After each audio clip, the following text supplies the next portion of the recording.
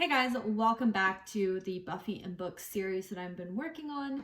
We are into season 2 now. If you are new to this channel or new to this series, this is a series I've been working on where I pair books to episodes in Buffy the Vampire Slayer. There's a playlist going of all the videos in this series so far, so I encourage you to catch up on those. Season 2 has 22 episodes, so this is absolutely going to be broken up into segments. Again, I think for this part 1 is going to have episodes 1 through 5. So season 1, episode 1. Season 2, episode 1, we have When She Was Bad. Now, we left off season 1 where she experiences her first apocalypse and she has to face the master in which she thought, and she actually did have a moment where she had died, and it was very traumatic for her, and we can see that play out in this episode.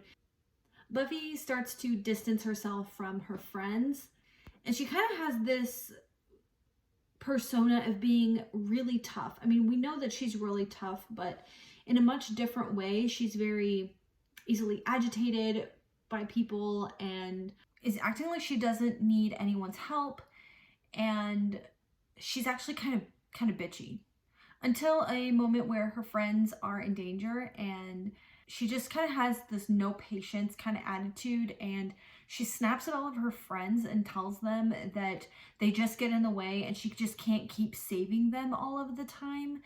However, she kind of plays this wrong because what happened was they ended up luring Buffy away so that they could kidnap her friends, because of what they were trying to do was raise the master by draining the blood of everyone who was nearest to him when he died. And mostly vampires get dusted and completely turned to dust. There's no coming back from that. However, the master is different. Obviously, he's much more stronger, and for whatever reason, there's a skeleton left over.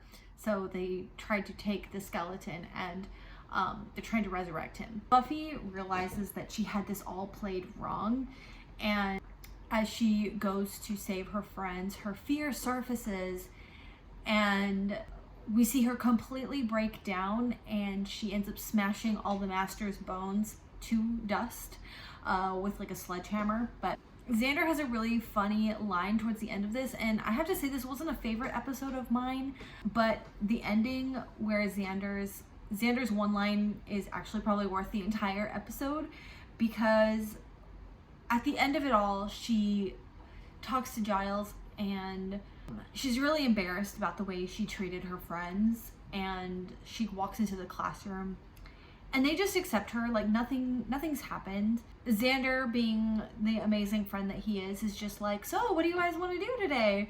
And he goes, well, I'd say that we could grind the bones of our enemies into talcum powder, but we did that yesterday. And it just kind of like breaks the ice of all the uncomfortableness, and everyone starts laughing and we're all fine and we're friends again. The book for this episode is A Court of Thorns and Roses, the 4th book. Wow, I can't think of the title of this book. Okay, I got the title. All right, the book for this is I'm telling you, these titles are killing me. Now, for me, this book, it had its moments. It was not a favorite. It was kind of hard to read. I really didn't like it very much, but it did have some fun moments in it as well. It feels a lot like Sarah J. Maas is just really gaining that dramatic momentum of like, I am female, hear me roar, that kind of thing. But this book immediately came to mind for this episode, for the simple fact that our main character, not the same main character that you think of, it is not Feyre, it's a different character, but this main character is really dealing with the changes in her life, and she's very angry about a lot of things. She is also dealing with a lot of PTSD.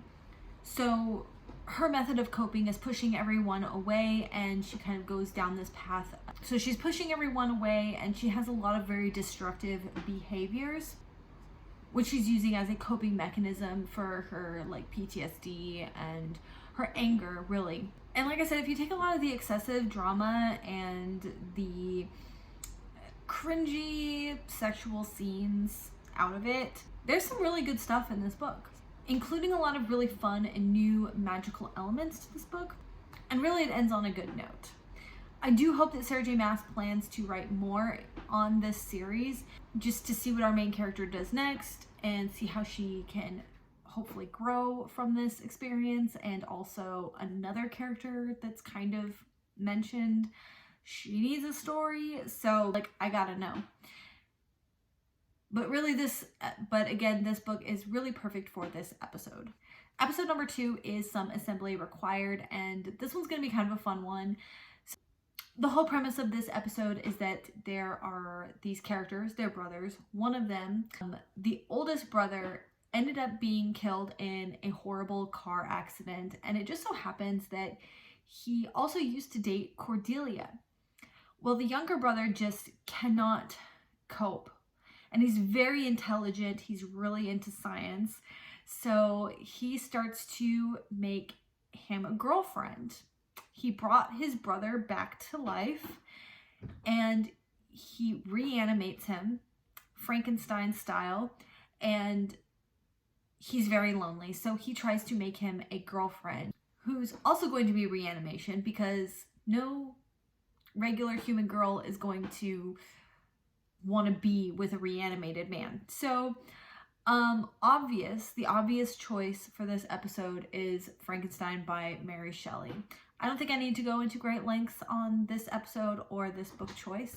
It's pretty obvious. So moving on to episode 3. Episode 3 is School Hard. In this episode, Buffy starts to really kind of, well, she's just a normal teen, right? And her mom is getting really frustrated with her. She is forgetful, and she's very distracted, and she's starting to kind of fall behind in school a little bit. So Principal Snyder has picked 2 of like the worst kids, in his opinion, out of the school to organize and host back Parents' night.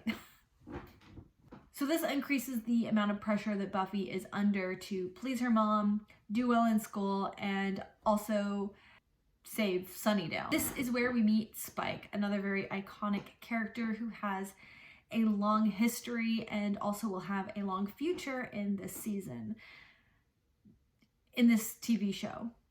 Spike is an old friend of Angel's, and he's also pretty fierce because he has killed 3 slayers in his terror as a vampire, which is really rare. I mean, slayers themselves are pretty rare, but he has kind of a competition now that he's killed so many of them. It's like become a game to him, and he wants to try to bag him another slayer, being Buffy. Parents' night, Spike and his buddies or whatever come to the school and start wreaking havoc, and Buffy has to save the day, and her mom gets to see her kind of sort of in action.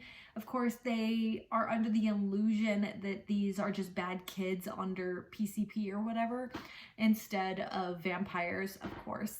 But I thought this was really cool development for Buffy and her mom's relationship, because her mom is like, you know what, she might not be the best student, but she can take care of herself. She's smart, she's resourceful, and she thinks of others first.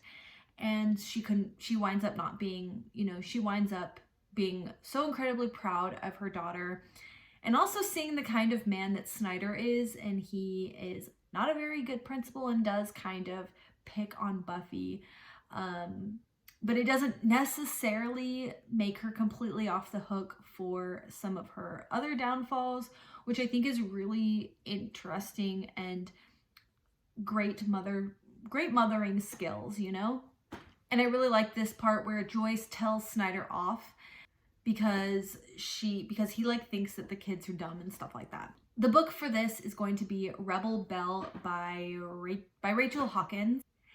And this book is about a high schooler named Harper who is an overachiever, not quite like Buffy. She was Buffy before Buffy became a Slayer.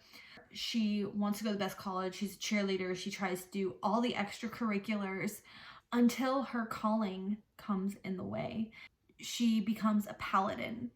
These paladin powers have been passed down to her because the previous paladin passes away, and because she just happened to be there, he bestows these powers to her, and she is now destined to protect this one individual who's actually this really annoying guy at her school, and is very reminiscent of Buffy the Vampire Slayer. But I ended up picking up this one just because of how it changes her life, like in her school life, because this was really centered on Harper's school life a lot. And so I kind of felt like this went hand in hand with this episode with Buffy. Harper and Buffy are very similar because they are both trying to juggle this school life and their duty to protect people as well as maintaining secrecy. And it's just a lot of pressure. Episode 4 is Inca Mummy Girl, and this is kind of an odd one. This is not a favorite one either, except Xander gets to kind of take center stage in this episode because we have this ancient Inca princess who had been sacrificed in her life, and some weird stuff happens. Some wackadoo stuff happens that brings her back to life, and I really like that the mystery surrounding this gets really twisted because you kind of think that it is like not really her fault kind of thing, but then yeah, it's just really interesting. So it turns out in order to maintain her living existence and have a second chance at life, she also needs to suck the life out of humans in order to stay alive. But before they know all of this, Xander is taken with her.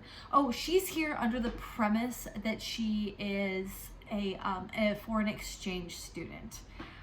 But of course we find out that she's just an imposter. And anyways, Xander finds the one girl who doesn't know him as a nerdy person that he is, and she actually finds him very endearing. And so she does, I think genuinely she does kind of fall for Xander, and they really like each other. And they plan to go to this dance and everything. But in this episode, and here we are with this confrontation between Willow's feelings for Xander and how Xander likes this other girl in this way that he does not see Willow in. And so it's another kind of one of those things that starts adding up in Willow's mind, stacking up in their relationship. But we do get to the end where we find out the truth of this Inca Mummy Girl, and he puts himself between the two. So she was going to suck the life from Willow, and she probably wouldn't have taken Willow, except there was no one else around and she was about to die. So she was going to take Willow, and Xander puts himself in between her and Willow and is like, no, you can't have Willow. If you're gonna take anyone, you can take me. And so she was like, no, like just one more, I promise. And so we kind of had this standoff, and it was a kind of a her against me kind of thing, which is a bit dramatic, but I think the overall message is clear. It's just that he still loves Willow, even if he doesn't love her in that way. He will always choose her first. So yeah. The book for this episode is Shadow and Bone. I really love this book for this episode because of the relationship between Mal and Alina. I think maybe it would be a little bit more appropriate to say the third book in the series, but in case you haven't read these series, if you've read these series, then you probably kind of know where I'm coming from a little bit more clearly. Either way, the entire series, all 3 books, do kind of fit into this Mal and Alina and their relationship, and whether or not they are together or not, they grew up together and they will always choose each other first. So in this book, Alina loves Mal very much like Willow loves Xander. But Mal has kind of friend-zoned Alina, or they just have never really gotten there before until she becomes the Sun Summoner, and their lives change forever. All right, and finally, episode 5, Reptile Boy. So Buffy is going through all of these pressures, and she's particularly irritated with Angel. And Cordelia has met these college boys, fraternity boys, and she wants to go to this fraternity party, but unfortunately one of the frat boys spots Buffy and wants her to come too, and he's like, she needs to be there or nobody can come, or neither of you can come. So Cordelia's like, and she forcibly makes Buffy follow her to this fraternity party, but there's going to be boys, there's going to be alcohol, so she's like, you have to lie to your parents. So they lie to their parents to go. Buffy obviously also has to get Xander and Willow in on this to lie to everybody, and they're obviously very uncomfortable with this. Xander's a little bit better at keeping the secret, but he's also very concerned about this and thinks that this is a very bad idea, so he crashes the party. Well, the older boys drug the girls, and it ends up that these frat boys are part of this cult. And in order to stay rich and beautiful and powerful, they are giving sacrifices to this being that lives in the basement of their fraternity house. So yeah. Unfortunately, this reptile thing is like a giant snake. Yeah, it's really weird. The book that I chose for this has to be Bunny by Mona Awad, and I've recently read this book and I was like, this is so weird and so bizarre, but oddly enough, it fits perfectly for this episode. Where was I at? Okay, so it's about these girls. They are called the Bunnies, and they are into some wackadoo stuff, kind of supernatural stuff, summoning up these bunnies, which I believe they are turning into like man minions who are like their man slaves. It gets really weird. I don't even know what to say about this book. It wasn't a favorite of mine. I feel more weird and off-putting about it. I feel like I don't understand it. Let's put it that way. And maybe one day I will give it a second chance, because I know this is actually a really beloved book. Yeah. All right, well, that concludes this part, and I hope to see you next time for the next episodes. And thank you so much for watching. Bye.